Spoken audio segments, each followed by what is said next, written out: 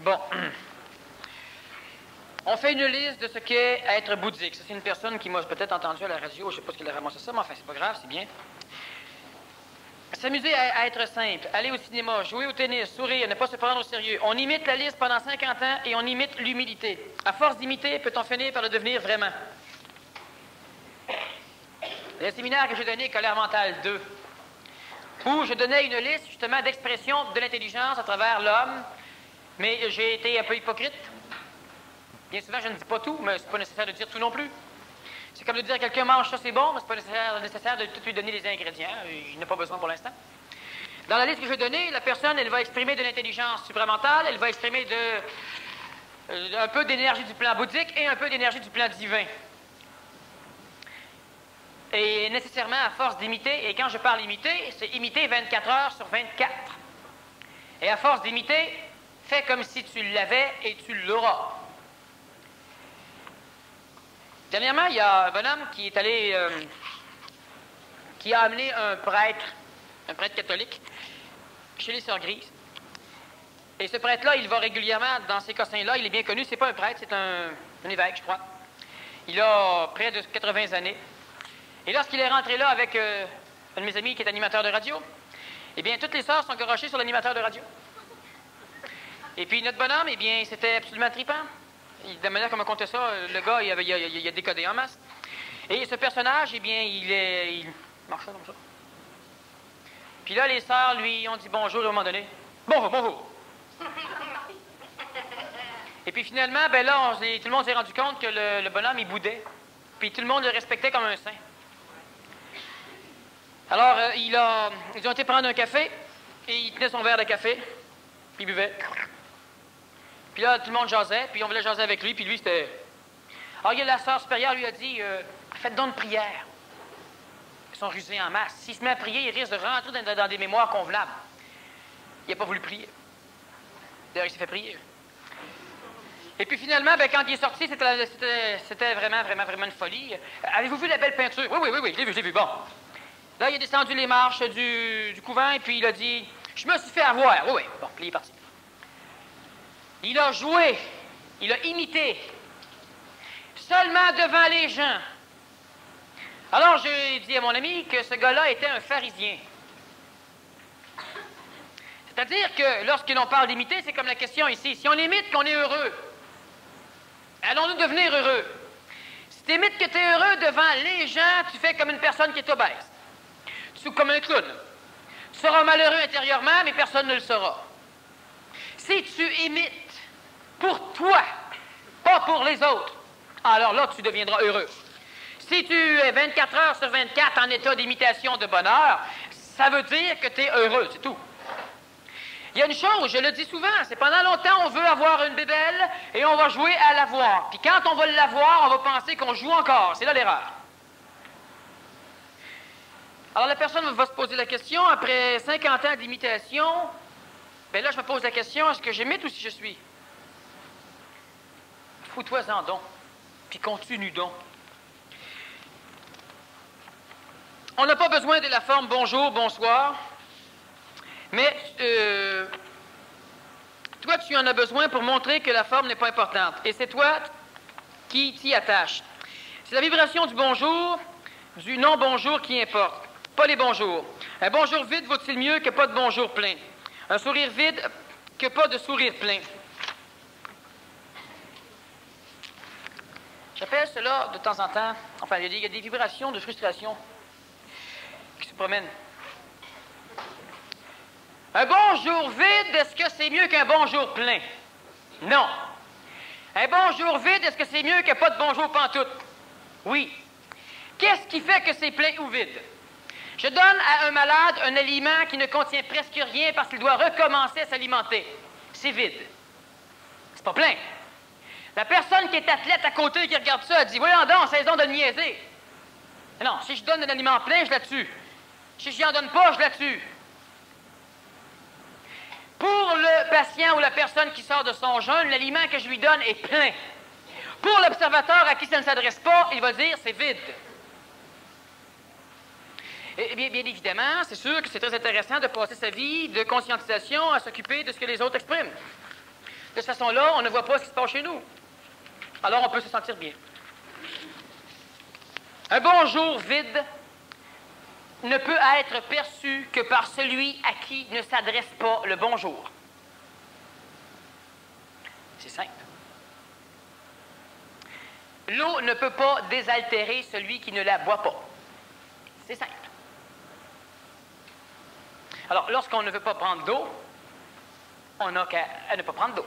Ce n'est pas nécessaire d'interdire l'eau. Il y a des stéréotypes extrêmement majeurs dans ce qu'on appelle être conscientisé. Et ces stéréotypes-là, vous devez apprendre à les briser parce que vous allez devenir ce que j'appelle ces temps-ci les martyrs de la transition.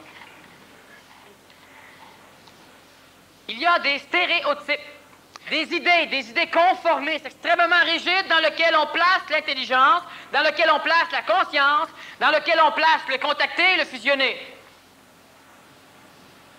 Et ces stéréotypes-là, on doit les éliminer.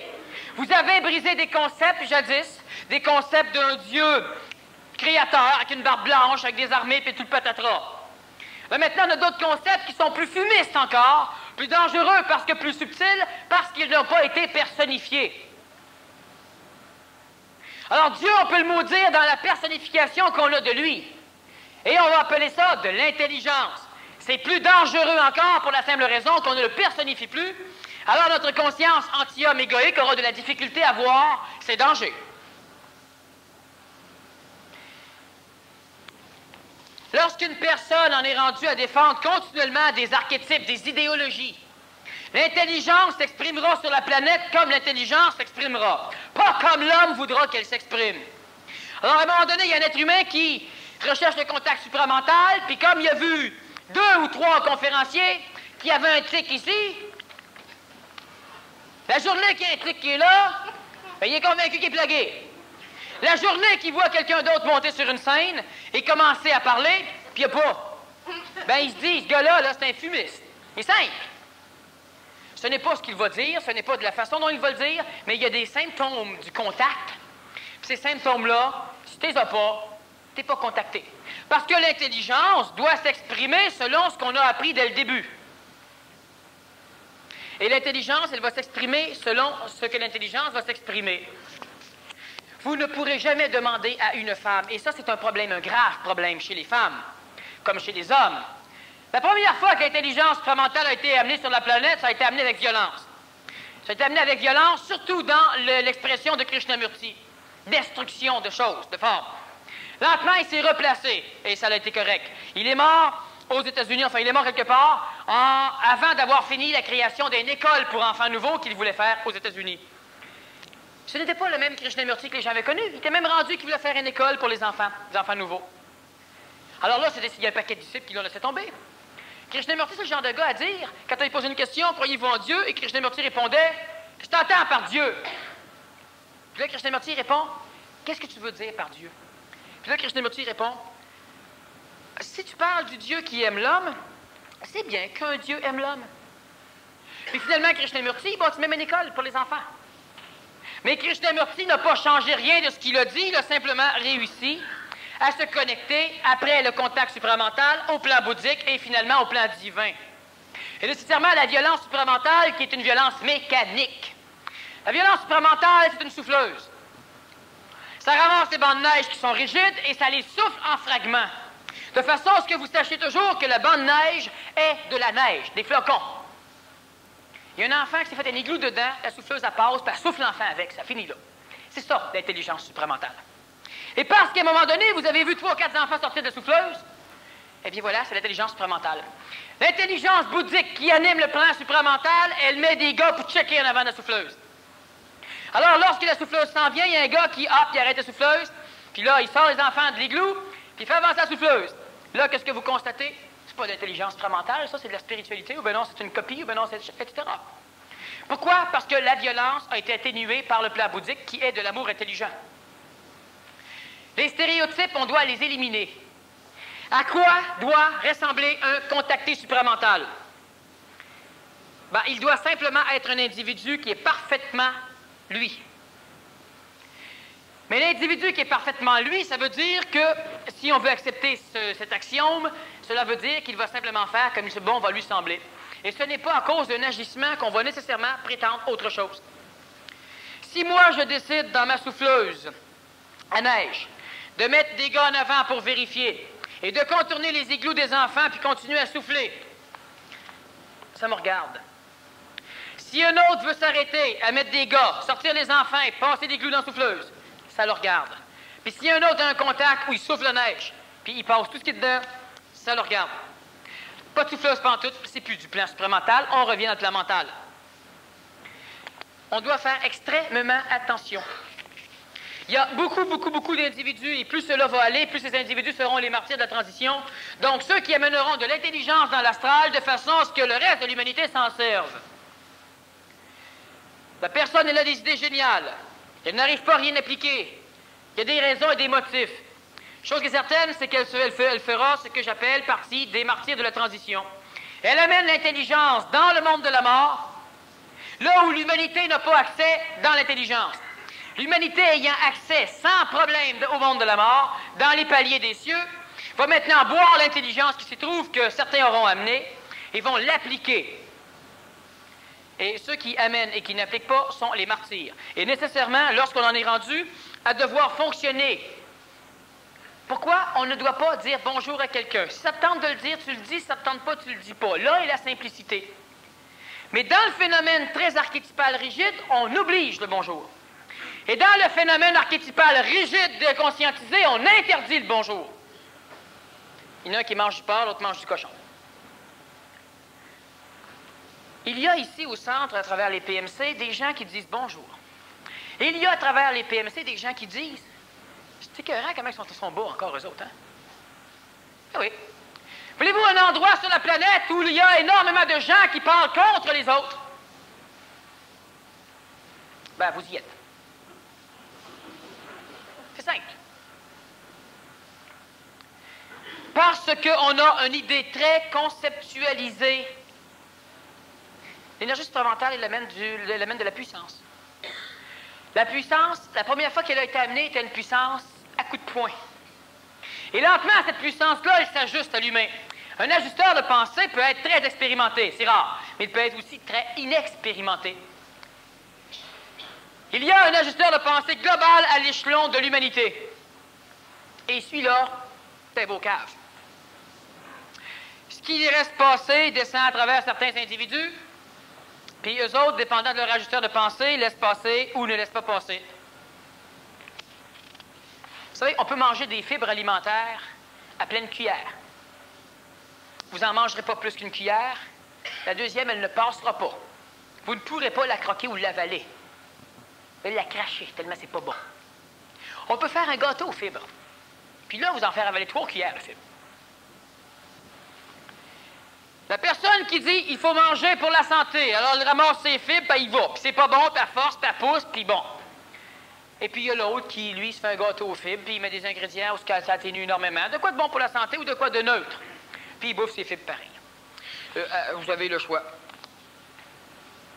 En enlevant l'espoir à l'ego, à l'âme, de pouvoir accomplir des choses qui aident à aimer vivre sans chercher de résultats qui enorgueillit la personne, ne perdons pas l'estime de soi, la confiance, le choix des décisions, la motivation pour ne vivre que d'apitoiement, sans but, à attendre que se passe quelque chose qui peut changer le soutien.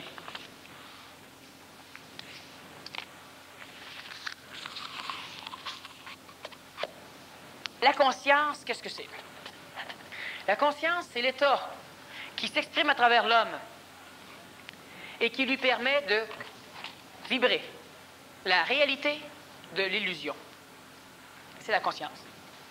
Plus on a de conscience, plus on peut discerner entre la réalité et la subtile illusion. Et plus notre conscience grandit, plus l'illusion subtile, qui est presque la réalité, devient décodable. Jouer au golf, jouer au golf. Mais si on n'a pas la conscience pendant qu'on joue au golf, on est mort. Méditer, méditer. Si on n'a pas la conscience pendant que l'on médite, on est mort. Parler supramental, parler supramental. Si on n'a pas la conscience pendant qu'on parle supramental, on est mort.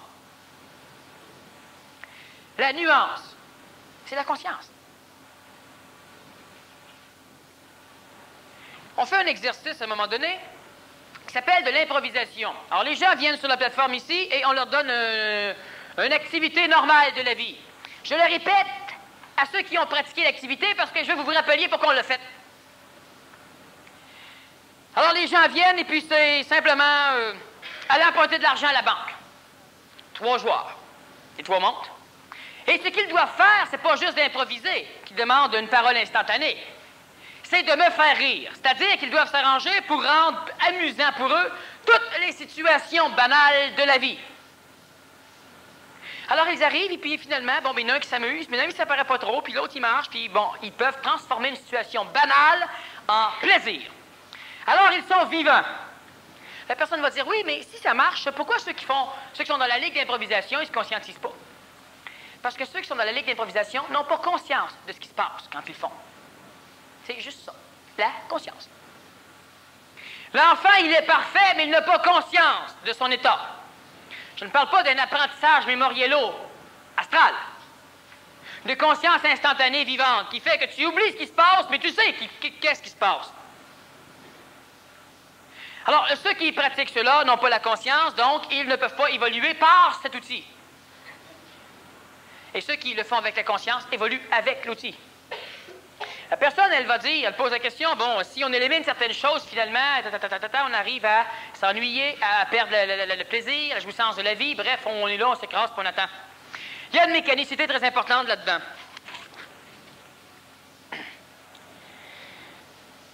Alors, il y a le réservoir de l'âme, qui contient la grande majorité de ce que vous appelez l'homme.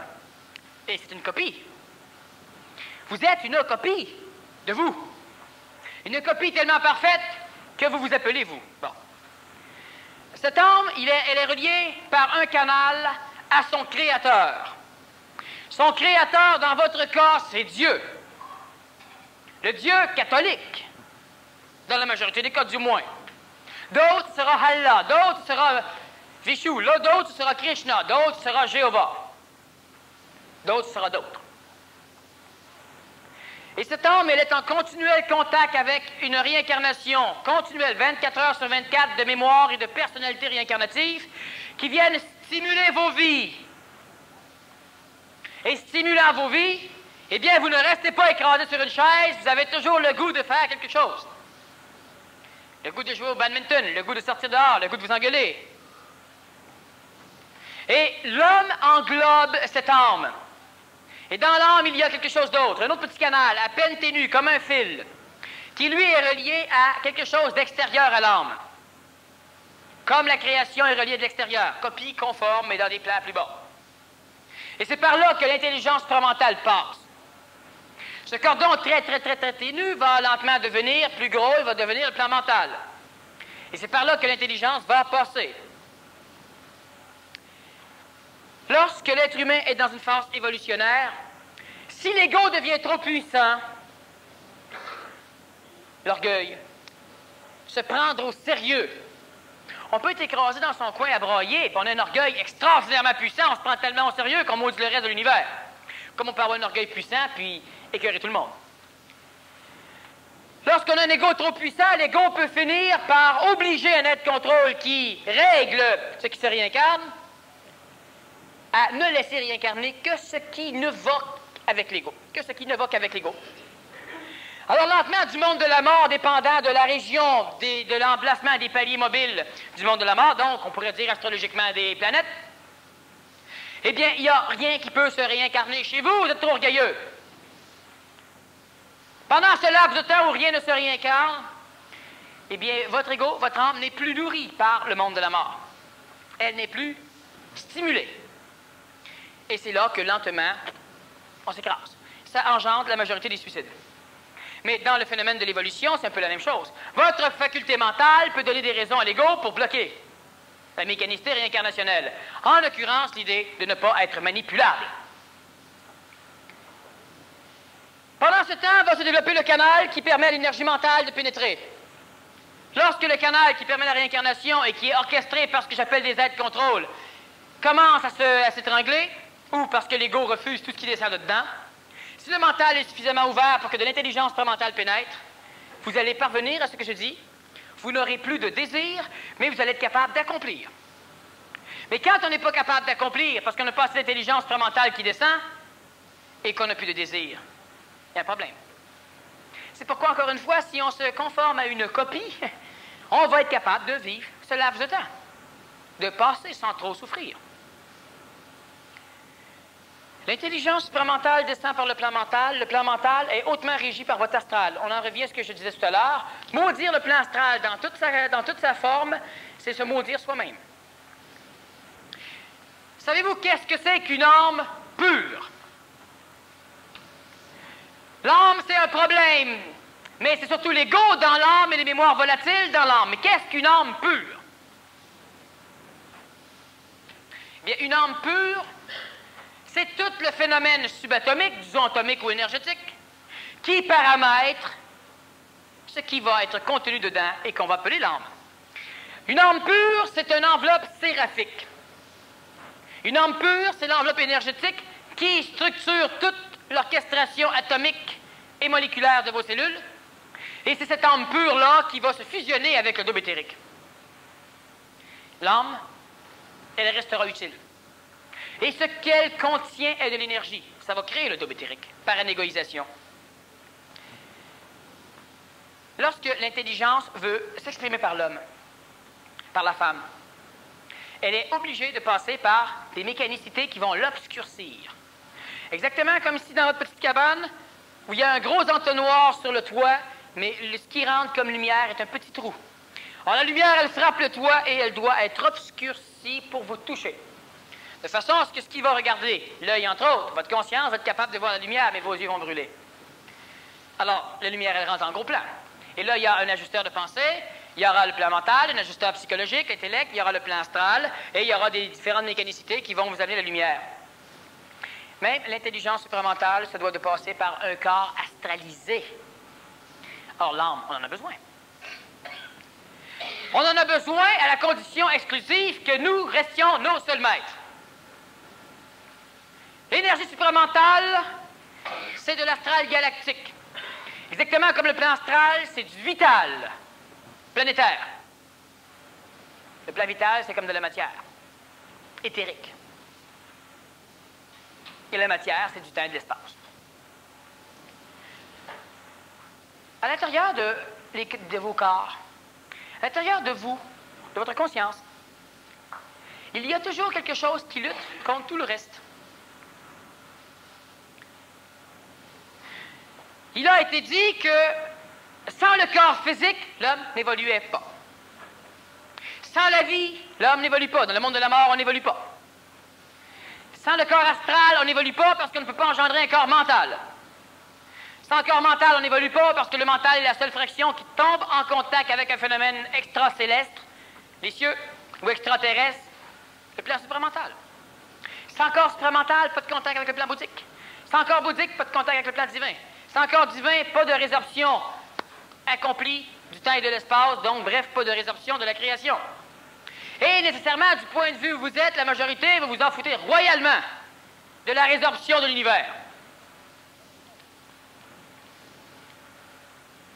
Sauf que, même s'il n'y a pas d'évolution, et si l'homme n'évolue pas, s'il n'y a pas ces corps, ce qu'il faut comprendre, c'est que ces corps n'ont aucune saveur et aucune valeur s'ils ne sont pas habités par l'homme. Le corps physique n'est rien sans l'homme. Le corps vital, le corps astral, le corps mental, le corps supramental, le corps bouddhique, le corps divin ne sont absolument rien sans l'homme. Et l'homme, c'est quelque chose chez vous qui cimente les corps. Et nécessairement, chaque partie du corps est utile, sauf qu'étant donné que vous vous identifiez royalement à certains corps, et c'est là d'ailleurs une fonction archangélique d'évolution collective, que l'on doit briser du point de vue de la perception de conscience, mais pas du point de vue de la forme. Dieu ne me dérange pas. Pourquoi? Parce que j'ai conscience de la forme. J'ai détruit l'assujettissement de ma conscience à la forme en engendrant la compréhension et la vision claire de la forme. Alors Dieu ne me dérange plus. La personne qui vit, la personne qui arrive à une lassitude de la vie, il se passe simplement qu'elle n'est pas assez spiritualisée. La personne qui, et je dis ceci, jadis, on a enseigné à l'humain que les forces divines dans le ciel étaient des problématiques. On place notre énergie dans le ciel et on nourrit le monde de la mort. Et c'est un fait. Mais j'ai toujours ajouté qu'un jour, il y aura un homme, une femme, qui sur la planète Terre sera capable de prendre l'énergie du monde de la mort, la descendre, de transformer le Sahara en paradis terrestre. Les oreilles de l'homme, les oreilles de l'ego, surtout, aiment encore adorer le Christ sur la croix. C'est-à-dire que la majorité d'entre les humains ont entrepris de démarches évolutives où ils détruisaient, mais où jamais ils ne laissaient de place pour construire. Alors on détruit les formes. Est-ce qu'on en construit d'autres? Non. Alors on détruit les archétypes. Est-ce qu'on néotype? Non. Ah, ben on se fait néotyper, puis on embarque dedans sans s'en rendre compte, puis à un moment donné, on va encore détruire. On détruit le collectivisme, même si c'est intelligent. On détruit l'affection. On détruit énormément de choses, pas parce qu'on est évolué. Moi, je suis alcoolique. Je vais dans une taverne et je me saoule la gueule. En même temps, je saoule tout le corps. Et à un moment donné, je prends conscience que l'alcool, c'est mauvais. Alors, j'arrive à ne plus rentrer dans la taverne. Et je me dis, j'ai réglé mon problème d'alcool. Alors, à partir de maintenant, je fais dynamiter toutes les tavernes. Savez-vous pourquoi je fais dynamiter toutes les tavernes? Simplement pour me garantir que je ne rentrerai plus dedans, parce que je suis toujours alcoolique. Mais nécessairement, je vais maudire ceux qui sont alcooliques et qui y vont. Et c'est la seule façon de pouvoir continuer à penser que je ne le suis plus. J'ai posé une question très dangereuse dernièrement à des personnes que j'ai rencontrées ici au centre, des personnes qui font le PMC. La question était, est-ce que ça t'arrive encore de prier en secret Dieu? 40% ont répondu oui. Je dis, malgré tout ce que j'ai dit, malgré que tu me suis depuis 2-3 ans, tu pries encore Dieu? Le 40 est tombé à 35. Et ils ont dit oui. Et j'ai posé la question à quelques-uns, est-ce que tu l'adores ou tu t'en sers comme outil? Est-ce que ça peut te sauver ou si c'est ton sauveur? La majorité répondit, ça peut me sauver, mais c'est pas mon sauveur. Je m'en sers comme outil. Et ces personnes-là qui ont répondu ça, c'est ceux qui ont encore le sourire d'évoluer. C'est ceux qui semblent encore un peu plus jeunes, ceux qui sont encore capables de faire des folies. C'est pas les faces plates.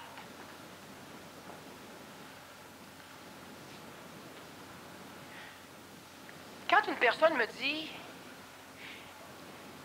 bon, je viens à un cours, je fais un séminaire, mais à un moment donné, je suis chez moi tout seul, puis là, je suis tout perdu, puis là, je suis tout fucké. Qu'est-ce qu'une personne supramentale répond? Prends une douche, mange belle pinotte, prends une banane, fais l'amour sur le toit de la gueule. Mais il se trouve qu'une personne spirituelle ferait mon séminaire, et elle me dirait la même chose, puis moi, je dirais simplement, prie. Si elle prie, elle se couche en petite boule dans son lit, elle se met chaque fois sur la tête, puis là, elle embarque dans les mains de Dieu. Ah. Demain, elle va être revenue correcte, faites-vous-en pas. Sauf que pour l'instant, elle n'a pas besoin de se saouler la gueule, elle n'a pas besoin de passer 2 heures dans la douche, elle n'a pas besoin de faire l'amour et se brûler, elle n'a pas besoin de manger comme un cochon. Ce qu'elle a à faire, c'est juste de... Qu'est-ce qui est le problème? C'est pas votre conscience qui est le problème, c'est les mémoires qui se parlent de votre ego, de l'anti-homme. Alors, au lieu de détruire continuellement les choses, de temps en temps, on instruit l'ego. J'en ai souvent parlé d'instruire l'ego. Les gens ont pensé qu'on instruisait l'ego à coups de marteau. Il y a des parties de l'homme qui devront être plantées à coups de dynamite et à coups de masse. Mais il y a des parties de l'homme qui devront simplement être instruites. Celles-là, on pourra les digérer et s'en servir. L'homme nouveau est-il un destructeur ou un bâtisseur? Certains vont dire, ceux qui détruisent, la majorité vont dire, on s'en fout. Ouais, on détruit le concept aussi. Ceux qui ne détruisent pas vont dire, ben l'homme nouveau, c'est un bâtisseur. Est-ce qu'il y a beaucoup de personnes présentement au Québec qui se conscientisent et qui bâtissent? Oh ouais, j'en connais un là, j'en connais un là, j'en connais un là. Ouais. Pendant ce temps-là, les spiritualistes que l'humain conscient haït tant bâtissent des choses de mauditement plus d'envergure. Je pensais à ça tout à l'heure. Il fait moins 17, moins 20. Il y en a qui arrivent en autobus. Il y en a qui arrivent en automobile. Combien de ceux qui ont une automobile se sont dit, tiens, m'attendre au métro? Il y en a que je connais, quand même, ouais, sortir mes embarqués. Ça se fait pas d'un centre de conscientisation, ça se fait avec des centres spirituels, ça.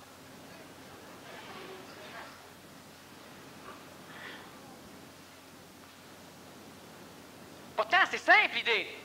Alors, j'explique une chose. Lorsque l'homme grandit, lorsque l'homme accentue son évolution, nécessairement, on doit lui dire un jour que son père et sa mère ne sont pas des dieux, mais des êtres humains. Alors, à l'adolescence, pendant toute son enfance, il avait pensé que son père et sa mère étaient meilleurs que tout le monde. Mon père est plus fort que le tien, le mien est plus gros, le mien est dans la police provinciale, le mien est dans la police municipale, le mien va t'arrêter, le mien va te torturer. Bon, des chicanes. Jusqu'à un moment donné où on se rend compte que ton père, ben, il rentre sous. Tu l'as déjà vu, mais tu n'as pas conscientisé. Jusqu'à un moment donné où ton père t'avait se chicane. Tu avais déjà entendu, mais tu n'avais pas conscientisé. Jusqu'à un moment donné où tu te rends compte qu'il a fait une erreur. Jusqu'à temps que tu tombes sur un de ces vieux bulletins. Il est plus bas que toi. Jusqu'à temps que tu regardes te chicaner avec le voisin pour un morceau de haie qui a été mal taillé. Puis là, tu découvres que tes parents sont humains. Et parce qu'ils sont humains, bien souvent, les adolescents commencent à les détester, à les haïr, à ne plus faire confiance aux adultes. Est-ce que l'adulte l'a trompé ou c'est l'enfant qui avait une conscience à s'adapter à ça? Est-ce que l'enfant s'est trompé lui-même inconsciemment ou c'est l'adulte? L'adolescent va dire, oui, mais il y avait un qui n'a pas à entretenir ça. Pourquoi forcer un enfant de 4 ans à comprendre tout de suite que n'importe quand le feu peut pogner dans la maison, que n'importe quand il ne peut plus rien avoir à manger parce qu'on fait perdre notre job, que n'importe quand il peut avoir une guerre nucléaire sur la planète? À quoi ça va y servir? À l'âge de 6 ans, il va être aussi frippé que vous autres. Alors, on lui laisse faire, on lui laisse croire au Père Noël, on le laisse s'amuser.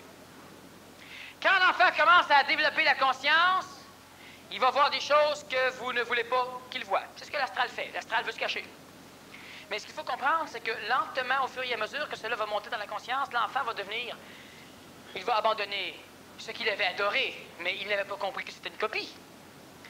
Et lentement, il devient mental. Et lentement, il commence à comprendre l'idée de ce que peut être de l'intelligence. L'intelligence, c'est lorsqu'on n'a pas besoin de réfléchir. L'intelligence, c'est lorsqu'instantanément, tu sais ce que tu dois savoir, lorsque c'est nécessaire que tu le saches. Je ne sais pas s'il est dans le pot d'eau, mais je n'ai pas besoin de me poser la question parce que je prends si j'ai besoin, je ne prends pas si j'ai pas besoin. Alors, l'enfant qui est suffisamment simple, ou l'adolescent, ou le jeune adulte, ou l'adulte, ou la personne âgée qui est suffisamment simple, comprend ça. Là, elle applique de l'intelligence dans sa vie. Appliquant de l'intelligence dans sa vie, elle découvre le maître, le gourou, après ses parents. Intelligence supramentale, après Dieu. Et elle risque de refaire la même chose, au nom de ça, démolir le reste. Pourquoi? Parce qu'elle est toujours alcoolique, alors au nom de la désalcoolisation, elle fait dynamiter toutes les tavernes.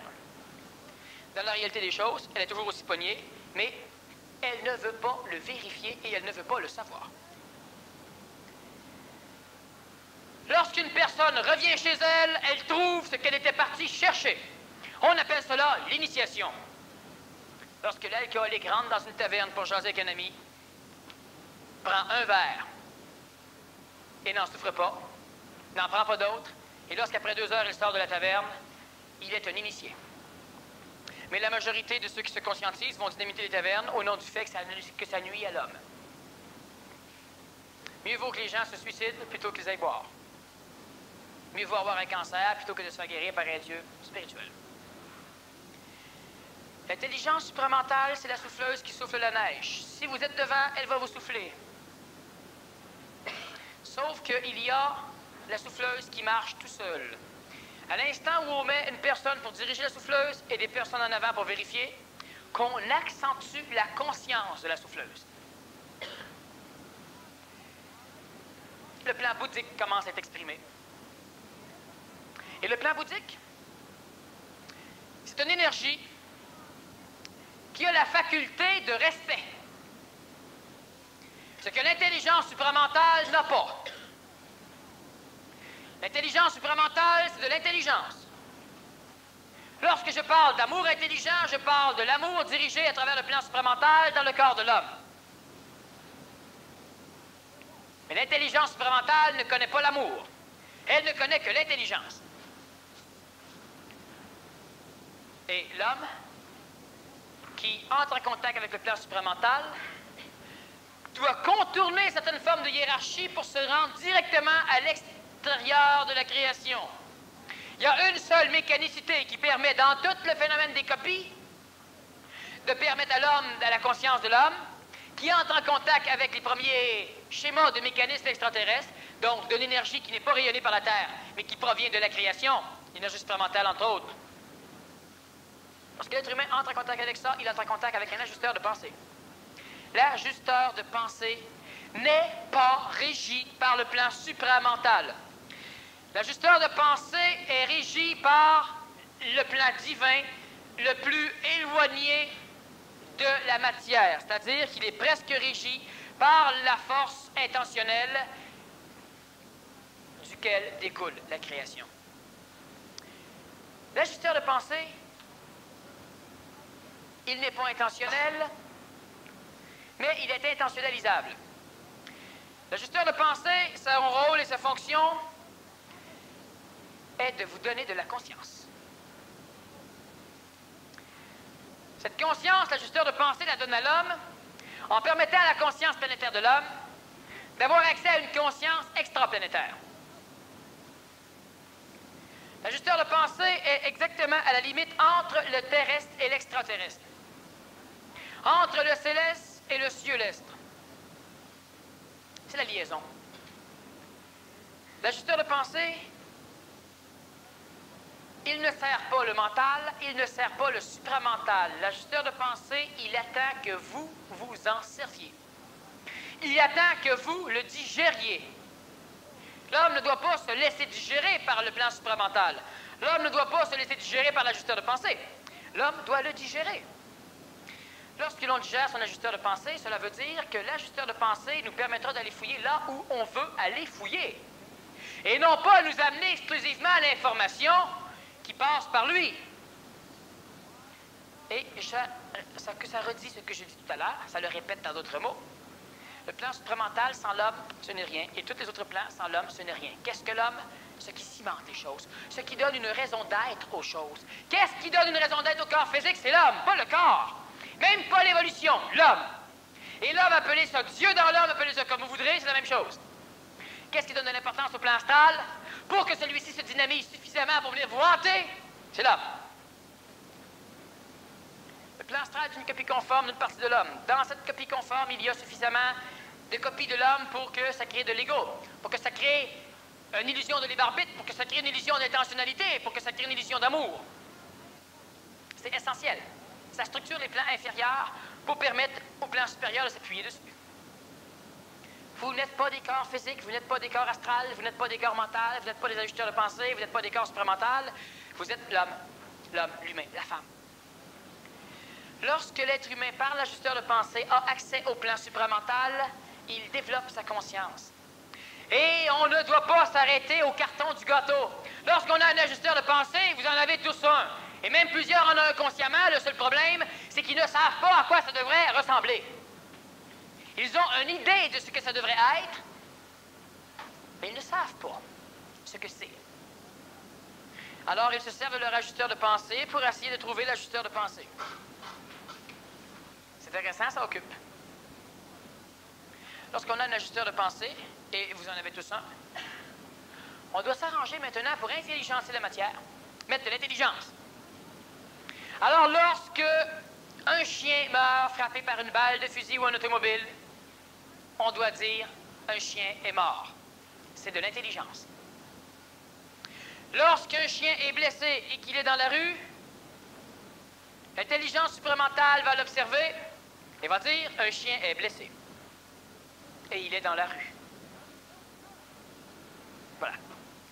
Lorsque l'intelligence supramentale voit des personnes qui attendent l'autobus sur un coin de rue, l'intelligence supramentale dit « des personnes attendent l'autobus sur un coin de rue ». Telle est l'expression de l'intelligence. Il désassujettit totalement la conscience de l'homme, de la manipulation émotive, de la souffrance émotive et de tous les phénomènes archétypaux qui assujettissaient l'évolution de l'homme à la gustation émotive de l'événement. Telle est l'intelligence supramentale, elle est intelligente.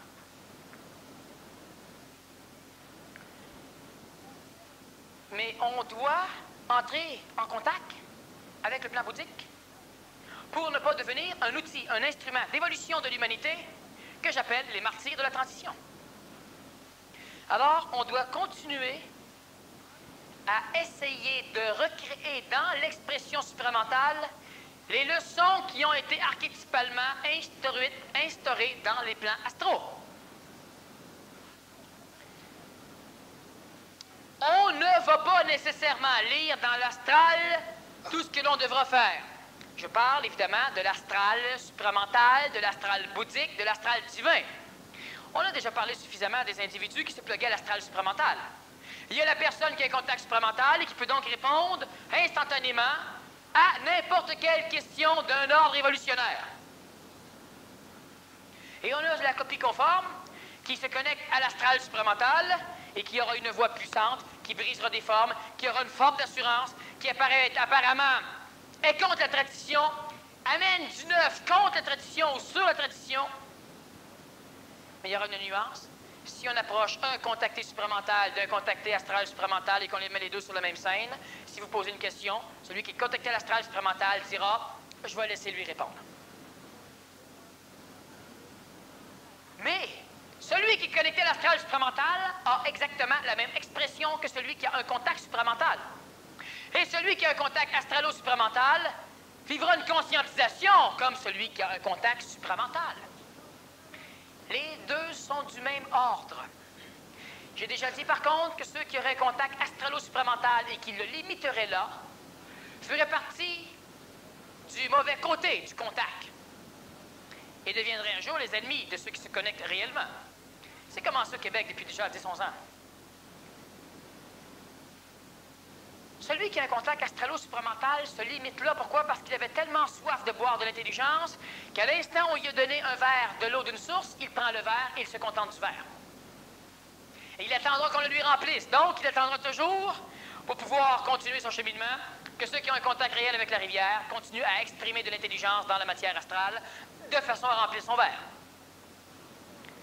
Sauf que celui qui a un contact supramental réel a la faculté de fouiller et de redescendre prendre l'information dans l'astral bouddhique pour orchestrer son canal de façon à traverser la conscience supramentale pour aller maintenant chercher l'information dans le plan bouddhique.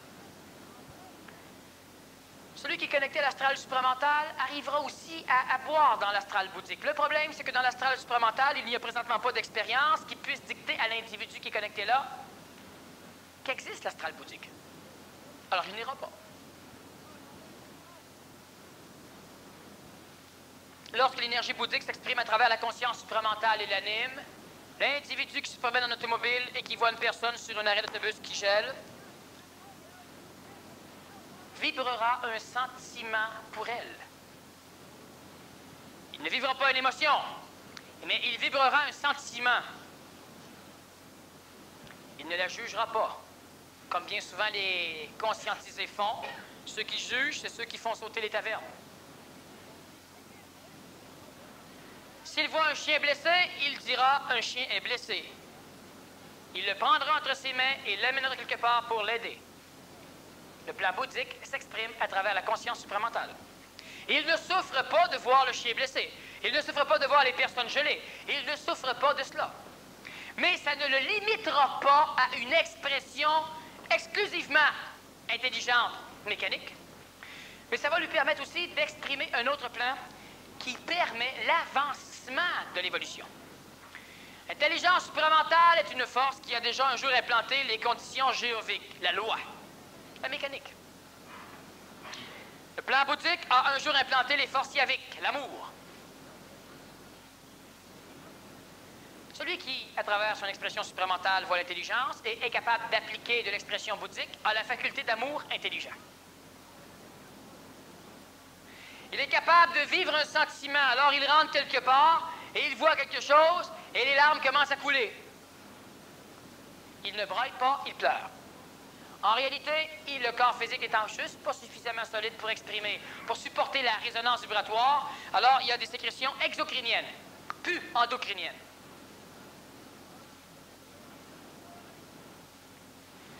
Celui qui a un contact divin, lorsqu'il se promène et qu'il voit le chien blessé, il dit « un chien blessé ». Quand je dis « il ne dit pas », mais c'est pas ce que je veux dire. Et il va prendre le chien pour l'aider. Il aura une résonance vibratoire avec le chien, pas une projection de lui-même dans le chien.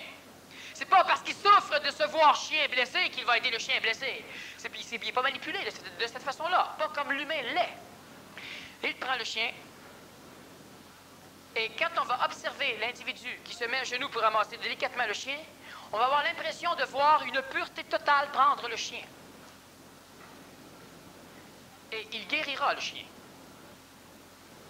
Il ne l'amènera pas quelque part, il va le guérir. L'intelligence bouddhique,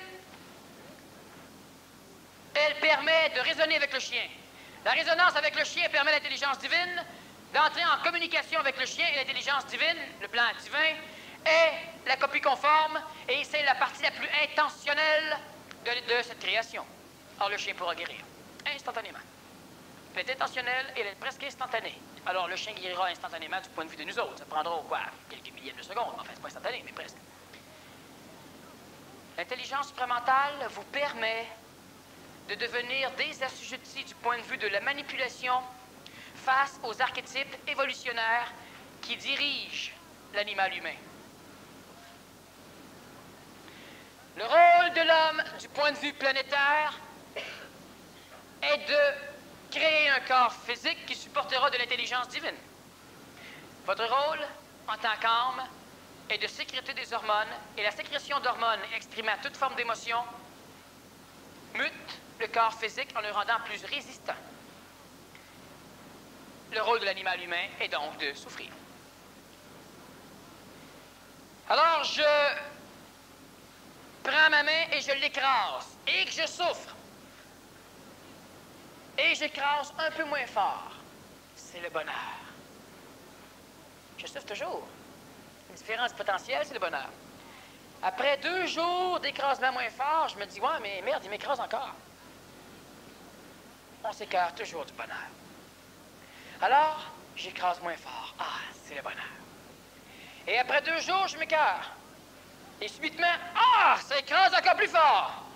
Ah, ben là, ben, le dessert lâche. Ah, là, je suis pire que j'étais, mais je chiale plus.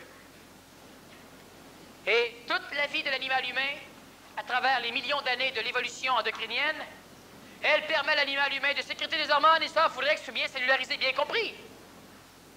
Il y a des lois qui régissent l'animal humain, ces lois sont planétaires, donc célestes.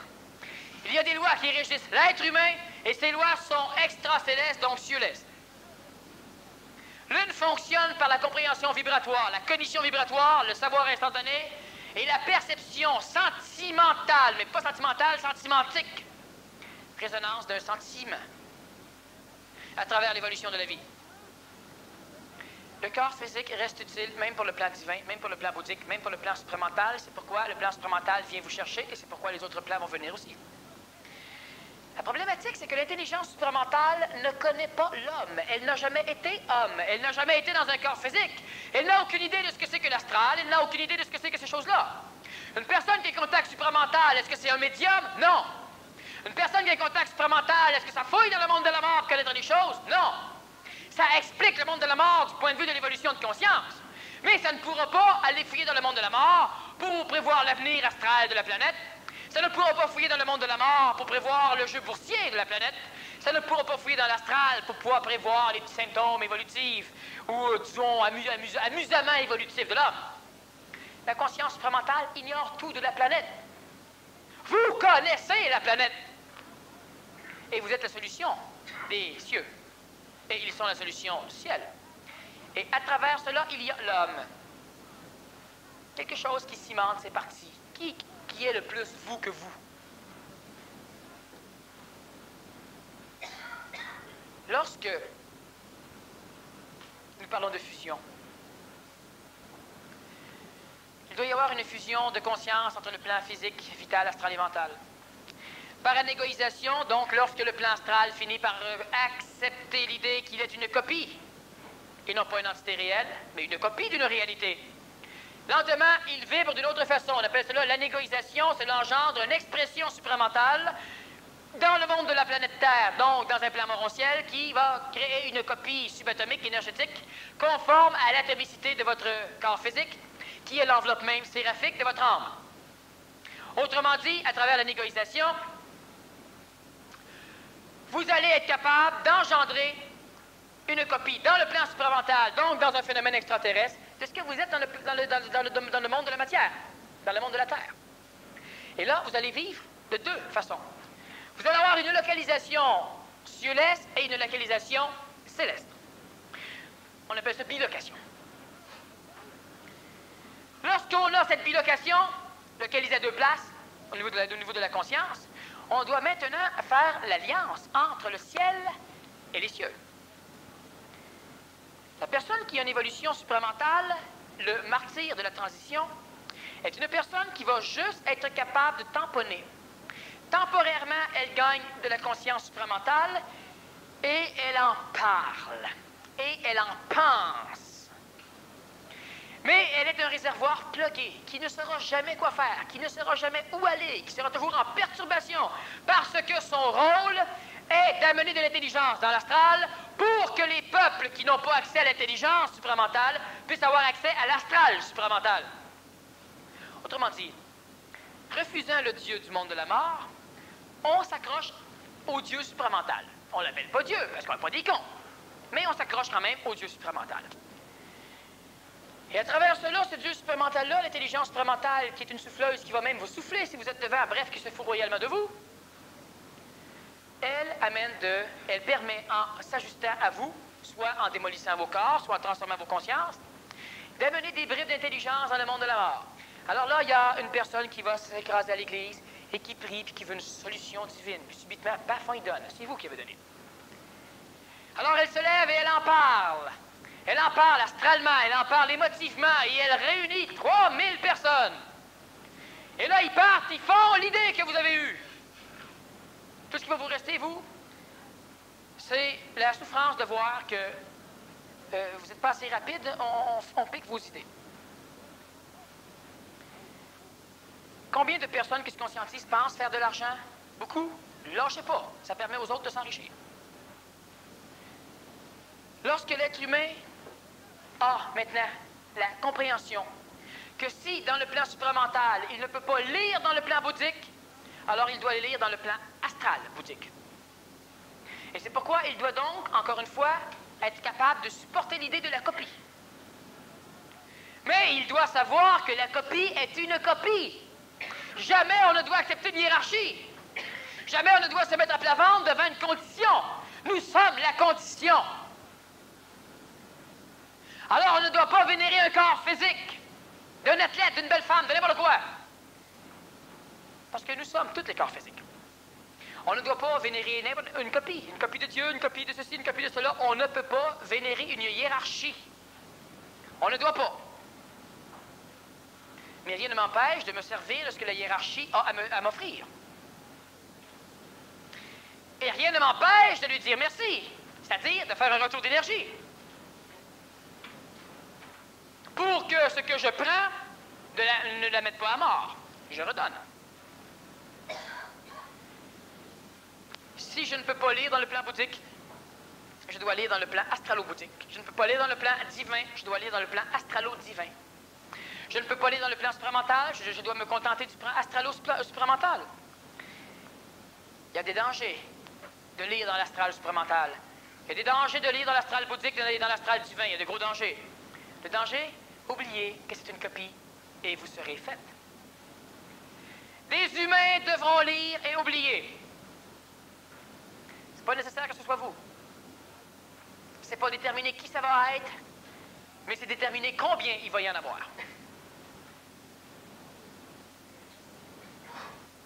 Lorsque l'homme, lorsque la femme exprime de l'intelligence, elle doit nécessairement apporter dans l'expression de l'intelligence de l'astral bouddhique ou du plan bouddhique, de l'astral divin ou du plan divin. Un jour, l'intelligence supramentale, dans sa copie conforme planétaire, l'intellectuel, a amené de l'intelligence sur la planète. Alors, on a commencé à faire de grandes mines. On a commencé à faire de grandes usines. On a commencé à penser à production. On a commencé à organiser.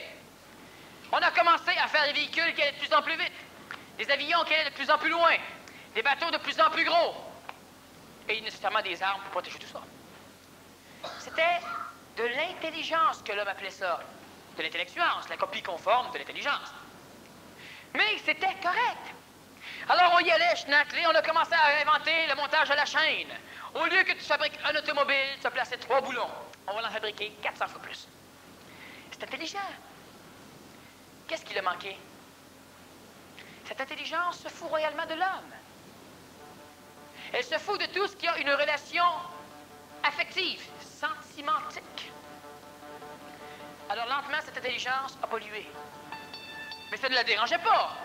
Elle a stressé, elle a empoisonné des humains, elle en a tué des humains. Elle en a rendu fous des humains. Au nom de l'intelligence intellectuelle, l'industrie. Et maintenant qu'on arrive au niveau du plan supramental, on risque, et certains vont le faire, de recréer cette condition, où il y aura une condition de logistique, d'intelligentiation chez vous, qui sera même capable de vous tuer. Parce que l'enfant nouveau se suicide parce qu'il voit juste assez, mais juste pas assez. C'est son intelligence qui le tue. L'intelligence se fout. C'est là. Ce n'est pas intentionnel, elle ne peut pas le goûter.